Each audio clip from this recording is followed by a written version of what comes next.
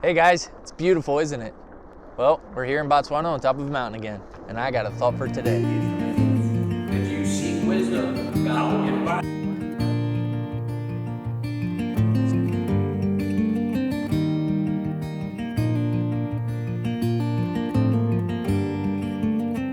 This place is the bomb.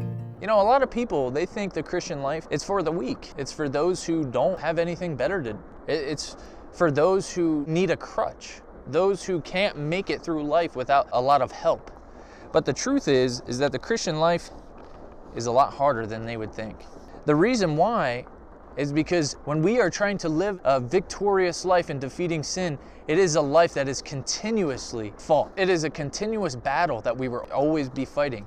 But you see, those who are actually weak are those who aren't fighting, those who are given up, those who have nothing to really live for other than themselves. And so there's no reason to really fight sin. As we see here in the Bible, Jesus actually gives us a little insight on what that life can look like, what that life looks like for a Christian who's really battling, a Christian who really wants victory. The Bible does say the way of transgressors is hard.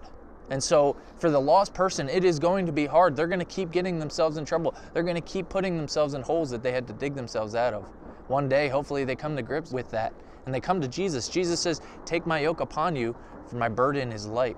My yoke is easy." And so when we come to Jesus, we do it in Jesus' strength. It's going to be light. It's not going to be hard. Now here in Luke chapter 9, verse 57, Jesus says to a man who wants to follow him, he wants to be a Christian, he wants to live the Christian life. "And it came to pass that as they went in the way, a certain man said unto him, Lord, I will follow thee whithersoever thou goest. And Jesus said unto him, Foxes have holes, and birds of the air have nests, but the Son of Man hath not where to lay his head." See, Jesus told this man that it wasn't going to be a bed of roses. See, the Christian life isn't going to be a bed of roses. If you really want to follow Jesus, you really want to be a warrior for God, sometimes you're not going to be able to have comfort. A lot of times you're not going to have comfort.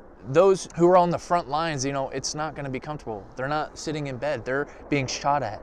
And so Jesus says here, I don't even have somewhere to lay my head. Do you really want to follow me? It's a challenge, and I challenge you guys today. If you think, hey, the Christian life, I could hack it. Well, why don't you try being pure? Have you ever tried that? Have you ever seen how long you could go without thinking a dirty thought? Have you ever seen how long you could go without saying a dirty word or seeing a dirty thing? See, when you try to defeat sin, that's when you realize how bad it really is. And so Jesus here, he's challenging us. And the same thing, he challenges us here. John chapter 6, verse 64, Jesus says to these disciples that are following him, again, he challenges them here and he says, "But there are some of you that believe not." For Jesus knew from the beginning who they were that believed not, and who should betray him. And he said, "Therefore said I unto you that no man can come unto me except it were given unto him of my Father." In the next verse, it tells us here, from that time, many of his disciples went back and walked no more with him. They went back. They thought, hey, Jesus is telling something that we don't like to hear. Jesus isn't telling us all these sweet things to our ears, so we're going to turn away from him. So I challenge you guys today. Are you fighting in the Christian life, or are you already surrendered to sin? Have you already given up?